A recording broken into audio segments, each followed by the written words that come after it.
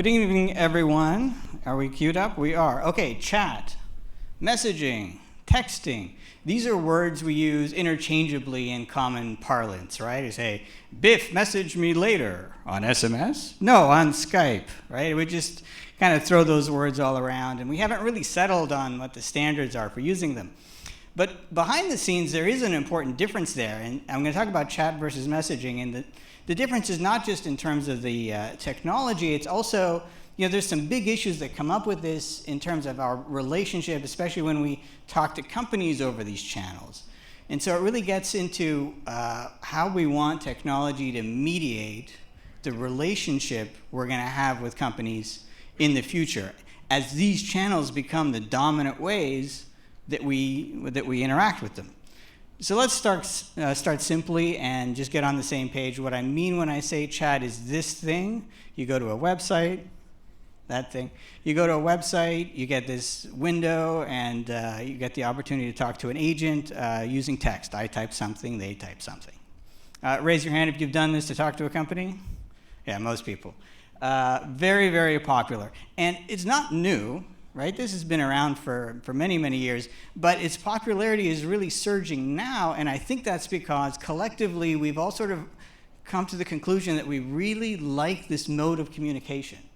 This is what we've all sort of gravitated to this, whether it's with our family over SMS, friends with Facebook Messenger, at work with Slack or whatever. We love this I type something, you type something, right? This asynchronous text-based communication. That's the mode we really like now. And so chat's really taking off, which is great. It's great to be a chat company.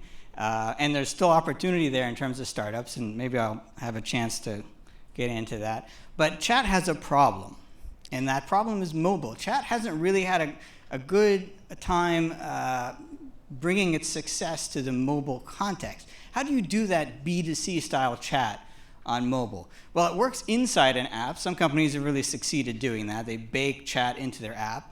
But most companies, you don't want to install an app for them, right? I mean, maybe your bank and your airline, but what do you do with that long tail of companies where your communication with them is sporadic, right? Maybe you do it over SMS, maybe you use Twitter. Like, we haven't figured that out. And so that's a big open question right now. The flip side is messaging. And when I say messaging, I mean these things.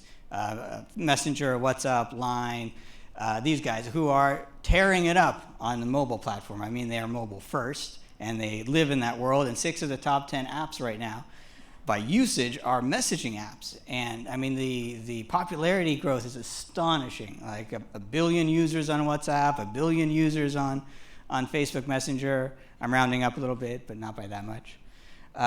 So these guys have incredible adoption on mobile. And it's no surprise that they are trying to figure out that B2C angle. They're trying to fill that gap left by chat because it hasn't figured out how it works on mobile. And so all these guys, WhatsApp and Facebook and WeChat, they're all making a play to become that channel for talking to companies, for becoming that B2C communication channel. And that sort of sets up this central conflict here. That's the title of the presentation. Let's compare these two things, right? So with chat, so if I'm the company, I hire a chat company and I add them to my website. It's like adding a widget, right? And my brand is still dominant. I mean, you usually don't even see who's providing the chat. When you use, say, Facebook to talk to customers, the brand of that platform is still very dominant. When you do chat, you close the browser window, the history is gone. It's short-lived. When you use one of these messaging platforms, it persists, right? That's part of the appeal here, is I go back into my messaging app and I see my history, right? And again, this has interesting implications. If that's going to become the way we talk to companies, to have a permanent record of all the back and forth between you and a company, think how many things that changes, when there's a dispute or a problem. And this last thing is really the most important one, I think. If I'm the company and I bring in a chat provider, I own that channel, but I'm paying them, right? So my agenda is all that matters. If I use, say, Facebook, I'm picking on them because they're placing a lot of emphasis on this with Messenger for Business. If I use them, they have an agenda too. I mean, they're offering this for free, and it's not out of charity. And so this is a new thing. I'm sharing a communication channel with other businesses, with your personal communication, and with Facebook's agenda. this is a totally new thing. We've never had this kind of thing before when it comes to for customer service. So, I mean, going all the way back in history, when you had just a store, that was the only way to communicate. You owned that whole experience. And we had phone and we had email. I mean, there were technology providers giving you phone service, but they had no stake. They didn't care what the content was, right? So this is a new thing, and it brings up some pretty deep issues to think about. Ownership of that data.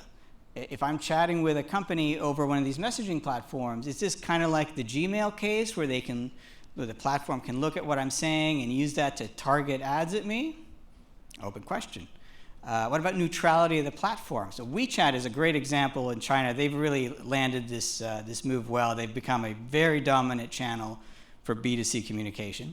And they got in a bit of trouble because they invested in an Uber competitor, and then they forbid Uber in China from using their channel. So those are the kinds of sticky things that could come up if we start using messaging as our dominant channel for communication. So there's neutrality, and there's also longevity. What about changes in these platforms? What if they decide they're going to alter their policy, and we've built our customer service on top of this framework? A lot of people use Twitter for customer service, and I think it was last year, Twitter suddenly decided, we're not going to allow URLs in direct messages anymore. They can do that, right? So this is something we really got to think about. As a business owner, when you want to develop a channel to communicate with customers, you want to offer the channels they want. Chat's really popular, but chat is having trouble on mobile. So you look at the messaging platforms, but then you've got these other trade-offs happening. So a lot of really interesting, big, open questions in this area. I think a lot of opportunities for startups in this area, and a really hot space. And actually, just to round things off, I'm probably almost out of time, but tomorrow it's expected that Facebook is going to announce that their Messenger for Business platform is open for bots. And that adds yet another interesting angle to the whole customer service landscape here, and chat versus messaging. We're going to add a third angle there. So hopefully that was good food for thought for you, and I'm happy to take some questions. I didn't mention my company, Fonolo, but we're sort of in this space of customer service. We're helping to connect these new channels back to the call center, which is still really the heart of the experience. We're not going to get rid of that need to have the human conversation. I think this is going to be a really, really exciting space to watch over the next couple of years. Thank you very much.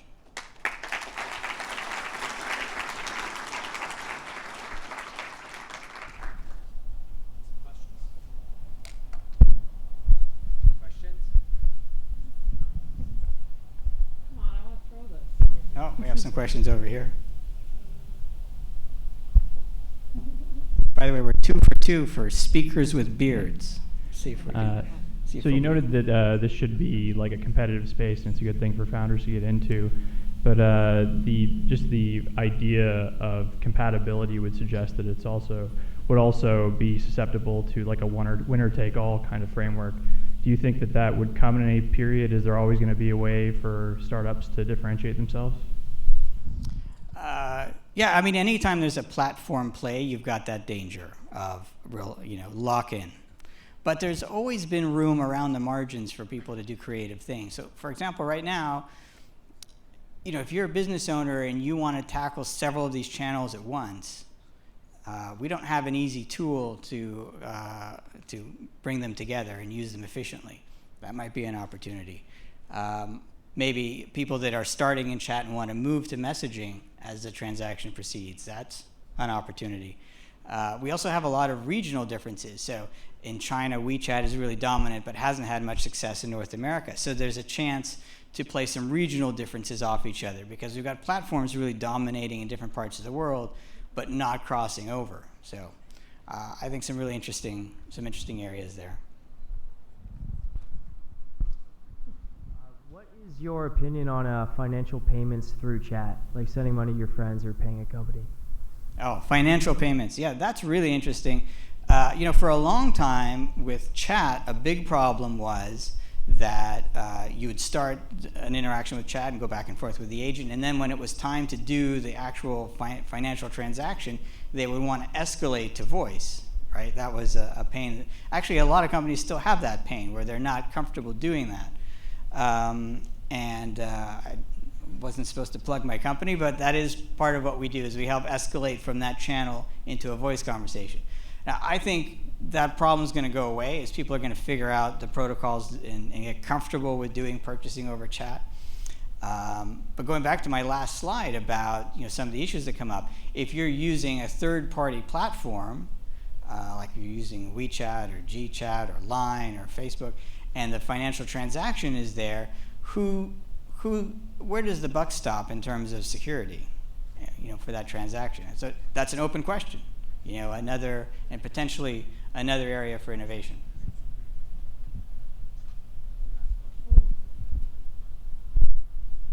Thanks.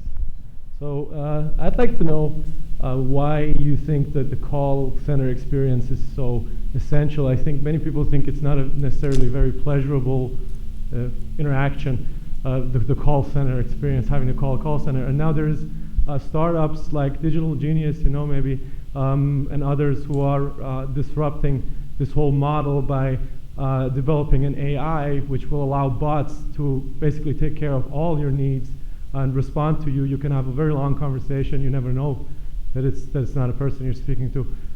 What will your company do if that disruption happens, and when do you think it happens, or why not if you think it doesn't? It's an interesting thing with call centers. It's an enormous industry with a lot of money behind it that is kind of hidden from view. People don't recognize how big the call center industry is. I think it's 1 out of 5 service jobs in North America are the call center. Another interesting about the call center is that you'd think that with all this technology, we'd be spending less and less time calling companies. And the quantity of calls has gone down, but duration of calls has gone up to the point where it's actually about even. So what's happening is all the new channels, self-service over the web and chat and messaging and social media, has eliminated from the call center all the easy stuff. Nobody calls anymore to confirm their reservation or track their package. So the only calls left going to the call center are the hard ones, or where there's a conflict or there's an issue or where there's a crisis. And those calls are tough, and those calls are the make or break moments for companies. So what companies are finding is, yes, a lot of the calls are taken off the table, but the calls that are left are really important. And it makes it even more important to have good agents and good technology and not make people start over and repeat themselves, because those are the moments where you either win a customer for life or lose them for good. So it's a very interesting dichotomy for call centers. They're changing very drastically, but they don't seem to be going away. And maybe one day we'll have a true HAL 9000 that can actually take care of everything you ask it.